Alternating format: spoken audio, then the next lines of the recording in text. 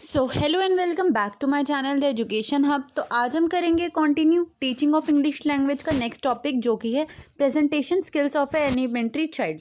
तो आइए बिना टाइम वेस्ट करे वीडियो को स्टार्ट कर। हम प्रेजेंटेशन स्किल से स्टार्ट करेंगे कि एलिमेंट्री चाइल्ड के अंदर क्या प्रेजेंटेशन स्किल्स होती है। तो प्रेजेंटेशन स्किल ऐसी होती है, जब हम प्रेजेंटेशन का मतलब सोचते हैं हमारे माइंड में एक ग्रुप आता है कि ग्रुप प्रेजेंटेशन। तो ये एक बहुत इंपॉर्टेंट पार्ट होता है स्टूडेंट की लाइफ का, जब वो एक ऑफिस में खड़ा होता है या किसी क्लास में खड़ा होता है पहले, और वो प्रेजेंटेशन देता है। पब्लिक स्पीकिंग जो होती है क्लास के सामने, वो बच्चों के लिए बहुत ज़्यादा यूज़फुल होती है। और जब बच्चा एक एडल्ट में चेंज होता है तब ये स्किल उसे बहुत ज़्यादा हेल्प करती है। तो बच्चों की थ्रू आउट द लाइफ में बच्चा कम्युनिकेट करता है एक दूसरे से, अपने आसपास के लोगों से कम्युनिकेट करता है प्रोफेशनली और सोशली। बहुत सारे बड़े आजकल हमने एडल्ट्स ऐसे देखे हैं कि वो इस स्किल में बहुत ज़्यादा पीछे रह जाते हैं। तो इसलिए हमें यंग एज से ही बच्चों के अंदर ये स्किल डेवलप करनी चाहिए। प्रेजेंटेशन स्किल क्या होती है, आजकल एक रिकॉग्नाइज्ड होती है बहुत ज़्यादा, और ये इंपॉर्टेंट भी होती है कम्युनिकेशन के लिए। तो सबसे पहले क्या होगा, बच्चों को हमें प्रिपेयर करना है पब्लिक स्पीच के लिए, कि वो पब्लिक में स्पीच दे पाए। The idea should then be organise to include introduction, main body, text and summarise to conclusion. पहले बच्चों को इंट्रोडक्शन देना सिखाना चाहिए, उसके बाद बीच को बॉडी या टेक्स्ट आना चाहिए, और उसके लास्ट में कंक्लूजन बच्चों को देना चाहिए। अब ये जो इंट्रोडक्शन होना चाहिए, इंट्रोडक्शन जो होता है वो लिसनर्स को की इंटरेस्ट को ग्रैब करे, उनकी अटेंशन अपनी तरफ खींचे, ऐसा इंट्रोडक्शन हमारा होना चाहिए। जो बॉडी होती है हमारे कोई भी टेक्स्ट की, वो मेन पॉइंट्स को सिंबलाइज करना चाहिए, उसे मेन पॉइंट्स को दर्शाना चाहिए।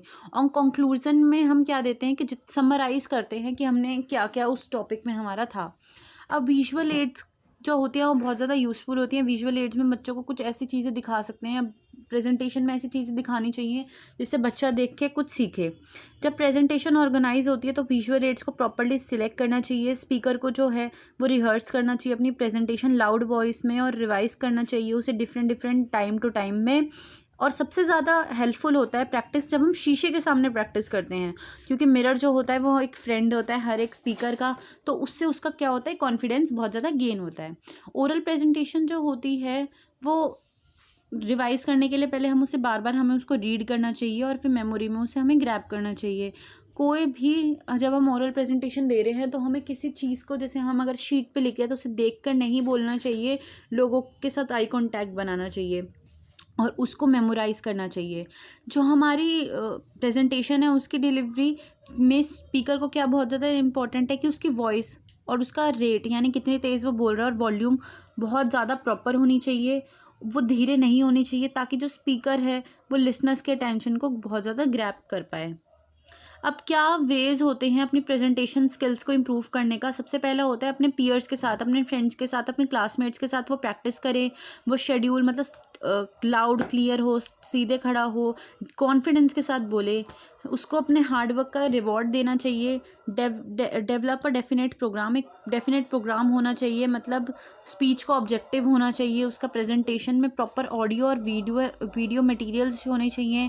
फीडबैक उसे लेने चाहिए डिफरेंट लोगों से, और टीचर्स को बच्चों को फीडबैक देने चाहिए। टेक्नोलॉजी का यूज़ करना चाहिए स्टूडेंट्स को, और टीचर को भी टेक्नोलॉजी के बारे में इंट्रोडक्शन देनी चाहिए।